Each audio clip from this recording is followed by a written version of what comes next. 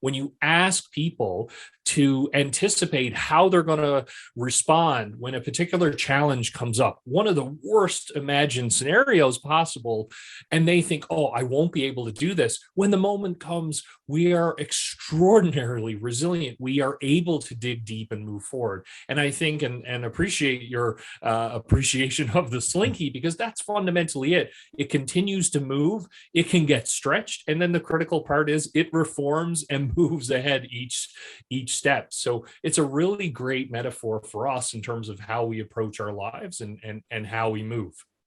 I want to jump in for a second and emphasize a point so clear in the beginning of this discussion, because we've done now, gracious, we're in the mid 80s for the number of shows we've done, Craig. And one of the things we hear from time to time when we're talking to a guest who's been through a crucible, they talk about how it's not about bouncing back, because they say, bouncing back means you're just back to where you were.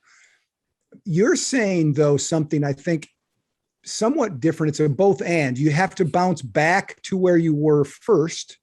Then part two of the process is bouncing forward from there. Is that a fair enough layman's understanding of what you're saying? Absolutely. I think it's a great way of looking at it, because also one of the interesting things we talked about at the beginning, right, about being in the midst of a pandemic, and one of the key insights from a lot of the thought leaders and researchers is that how agile are we? How adaptive are we to those circumstances? And I think what's critical is that when, again, invariably things aren't always going to go our way or turn out as planned. And then when we return to baseline, that's fantastic. And now it's, how do I take the insight, the learning, the teachings that experience has shown to me, and now integrate that into the future? So now I'm better equipped to deal with similar challenges or the same challenges.